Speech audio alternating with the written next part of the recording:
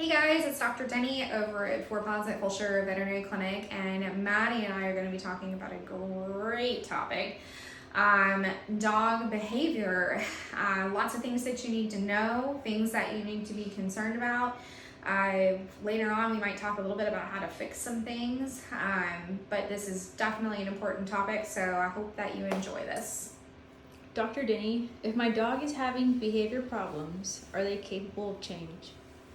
Yes.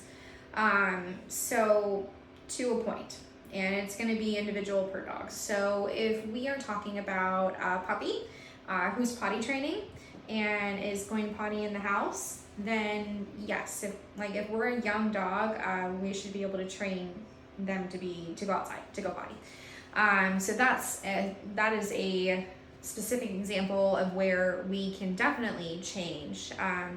Now, if we're talking about a dog that's 13 that has started to go to the bathroom in the house, and maybe it's more of doggy senility or a cognitive decline, that may be something we can't change. So it is going to be individual, per dog. But I would say most things we can help with. If we can't fix it, we might be able to help. And we also have some great there's one veterinarian trainer that we work with. There's a behaviorist, and she has a trainer that she works with, Dr. Haug, and Sheila from Sit, Stay, Obey. So we do have some great trainers that we work with that can help with these issues. When should you start obedience training with your dog? Immediately. Right when you bring them home.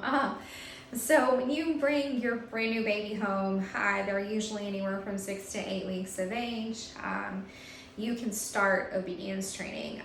You can, get into YouTube, start watching some videos, but sit and leave it are, two ones that we should kind of get frequent, go ahead and frequent. But obedience training, those are going to be kind of your top two. Learning how to walk on a leash. They can start doing this as a young puppy. We do want to mitigate risk.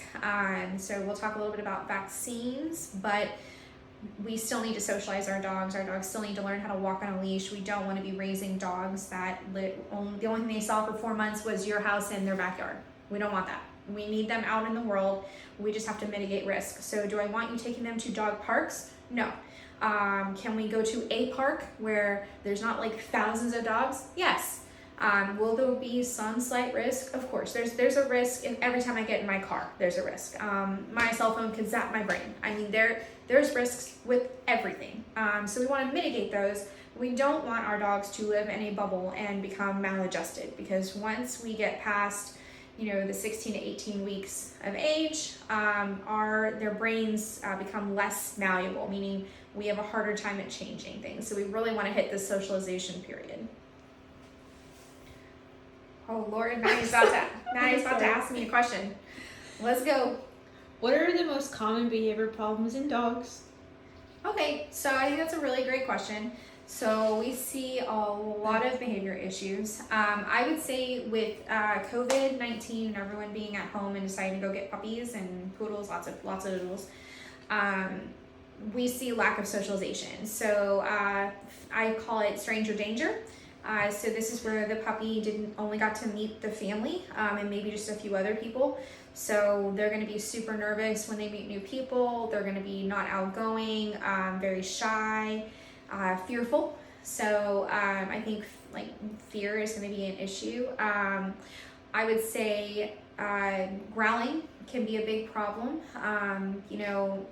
Dogs, when they're puppies, their siblings are going to teach them, bite hand inhibition, which is another reason why you don't want to get a puppy too early, because being around siblings and mom's going to teach that puppy not to behave a certain way. They learn dog behavior. What is respectful dog behavior? They're not going to go chomp on their siblings super hard because their sibling is going to let out a yell, yipe, and they learn, oh, I shouldn't do that.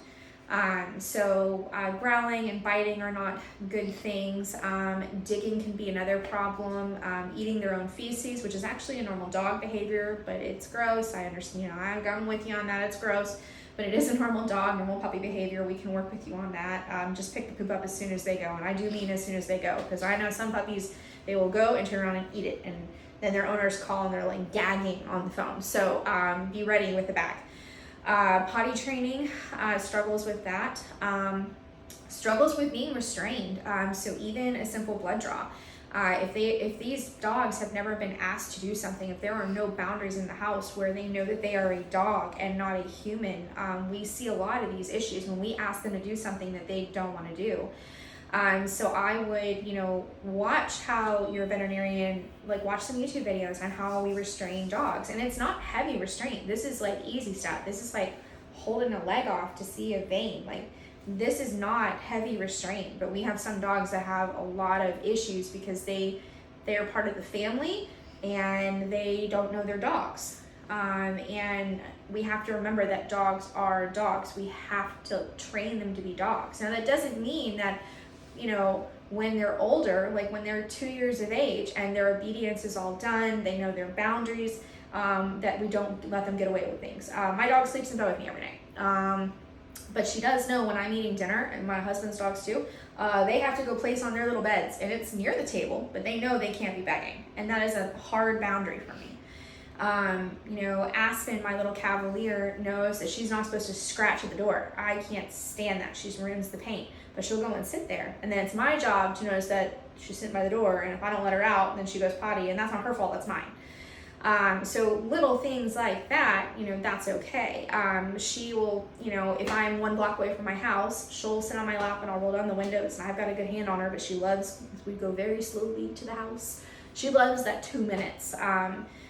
So there are things, but you have to lay the foundation first. These puppies have to have boundaries. Nothing in life is free. I love that concept. They need to sit for everything. Sit to go out, sit to eat, sit to go to bed, sit for everything. But yeah, we do see aggression, we see fear, we see inappropriate barking, we see potty training issues, stranger danger like we talked about. So these are just kind of a few that we can see. What are some behavior problems that may be associated with a medical condition? Okay, I think this is a good question. So house soiling. If you have a dog who's been potty trained their whole lives and all of a sudden they are peeing in the house or peeing right in front of you, they're telling you that something hurts and something doesn't feel good. That is usually a sign of a urinary tract infection. If there's blood in the urine, we can have a UTI, we can have bladder stones, kidney stones, throwing up in the house, that's not normal. Throwing up is not normal. So that's a behavior that, hey, something's wrong. Hiding, shaking, anything that's out of the ordinary for your personal pet, they're telling you something. They can't use their words, so we have to go off of their behavior. Diarrhea, if they've never gone to the bathroom, like I said, if they never peed in the house, never pooped in the house, then all of a sudden you're finding poop in the house and it's not completely formed, or even if it is formed, something is wrong, because this is a pod dog who knows that needs to go outside, and yet we went inside. That's a change. That's a change in behavior. I will even say with some of my older dogs, like ones that have trouble losing weight, low thyroid disease or hypothyroidism, these dogs can become cranky. So one of the first things I'm going to do if I have an older pet that is being aggressive out of nowhere and say this dog's been sweet its whole life and all of a sudden is being cranky, I'm going to check a thyroid panel. That's going to be one of the first things I do. I'm going to look for pain, and I'm going to look for the thyroid. Because pain makes anybody cranky. Lord knows, if I don't feel good, my staff will tell you that I'm a little cranky. I do own up to it, and I do apologize. But it does happen. Nobody can be happy all the time. Well, unless you have, a disease or drugs. But that's beyond the point. But like I said, changes in behavior will tell you that something's wrong. What other dog behavior management options are available? Training. So working with a trainer, working with us. If we're not making headway with those and we're doing everything we're supposed to be doing, then drugs, drugs. So there are certain drugs that we can put them on, or pharmaceuticals. There are meds that can help calm them down. There are meds that can help with anxiety.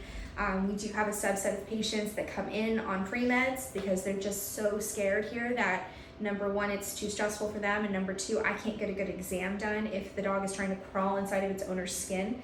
That's not good for the dog, not good for us. It also puts them in a position where if they get scared enough, they could bite. So having those medications on board really helps. So not all drugs are bad, but I do believe that there are some patients that if they live their life at a stage 9 out of 10, anxiety level, that's not good for anybody. you know, we'll put them on some like puppy Prozac or whatever medication like I might deem fit in that situation, but there are options out there. All right, guys, this covered kind of the basics. If you have specific questions, please reach out. And if you need a good trainer, please give us a call. Thanks, guys.